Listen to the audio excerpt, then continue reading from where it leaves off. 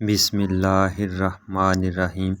الصلاۃ والسلام علیک یا سیدی یا رسول اللہ وعلی آلک و اصحابک یا رحمت للعالمین۔ تمام پیارے اسلامی بہن اور بھائیوں کو السلام علیکم۔ میرے عزیزو، جو خوش نصیب شخص نبی کریم صلی اللہ علیہ وآلہ وسلم کی بارگاہ میں درود و سلام کے تحفے پیش کرتا ہے، وہ اللہ تعالیٰ اور اس کے فرشتوں کا ہم نوا بن جاتا ہے، اور جو شخص ایسا کرتا ہے اللہ تعالیٰ کی رحمتیں اور برکتیں اس کا مقدر بن جاتی ہیں، اور جس شخص کو اللہ تعالیٰ کی رحمتیں اور برکتیں عطا ہو جائیں اس کو پھر دنیا کی کسی اور چیز کی خواہش نہیں رہتی۔ میرے عزیزو، درود پاک ایک ایسا عظیم ورد ہے جو فوراً اللہ تعالیٰ کی بارگاہ میں قبول ہو جاتا ہے۔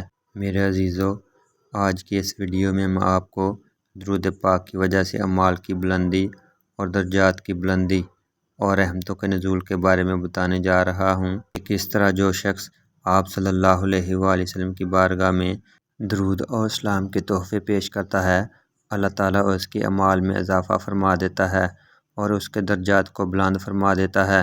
تو آئیے میرے عزیزو شروع کرتے ہیں۔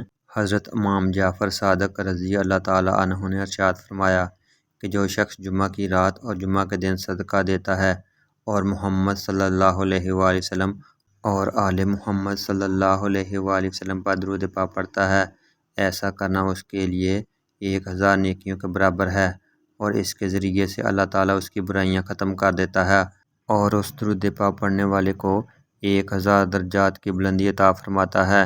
جیسا کہ آپ صلی اللہ علیہ وآلہ وسلم کا فرمان ہے، جو بندہ میرے اوپر 1 مرتبہ درود پاک پڑھتا ہے، اللہ تعالیٰ اس کے 10 گناہ مٹا دیتا ہے اور اس کے 10 درجات بلند فرما دیتا ہے۔ تو میرے عزیزو، اس سے معلوم ہوا کہ درود پاک نہ صرف درجات کی بلندی کا ذریعہ ہے بلکہ اللہ تعالیٰ کی رحمتوں کا حصول بھی ہے۔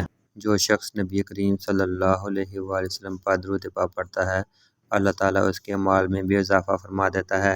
جیسا کہ محدث نوری شیخ احمد بن زین الدین، جو اپنے زمانے میں اپنا بدل نہ رکھتے تھے، وہ فرماتے ہیں کہ میں نے عالم خواب میں امام زین العابدین رضی اللہ تعالیٰ عنہ سے ملاقات کی اور امام زین العابدین رضی اللہ تعالیٰ عنہ سے شکوہ اور شکایت کی کہ آخرت کے لیے کچھ جمع نہ کر سکا اور نہ ہی توبہ کی توفیق مل سکی اور نہ ہی میں اتنے زیادہ نیک اور صالح اعمال بجا لایا۔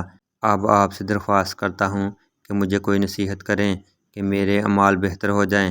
پس آپ رضی اللہ تعالیٰ عنہ نے فرمایا، تیرے لیے جو ضروری ہے وہ یہ ہے کہ محمد صلی اللہ علیہ وآلہ وسلم اور آل محمد صلی اللہ علیہ وآلہ وسلم پر زیادہ سے زیادہ درود و سلام بھیج۔ ہم اس بھیجے ہوئے درود کے عوض تمہارے لیے وہ اعمال بجا لائیں گے جن کی توفیق تجھے حاصل نہیں ہو سکی۔ تو میرے عزیزو، اس سے معلوم ہوا کہ نبی کریم صلی اللہ علیہ وآلہ وسلم کے ساتھ ساتھ آپ صلی اللہ علیہ وآلہ وسلم کی آل پر بھی درود پاک پڑھنا لازمی ہے، کیونکہ ایک دفعہ آپ صلی اللہ علیہ وآلہ وسلم نے ارشاد فرمایا تھا کہ جو شخص میرے اوپر درود پاک پڑھتا ہے وہ نہ صرف میرے اوپر بلکہ میری آل پر بھی درود پاک پڑھے، کیونکہ یہی مکمل اور بہترین طریقہ ہے۔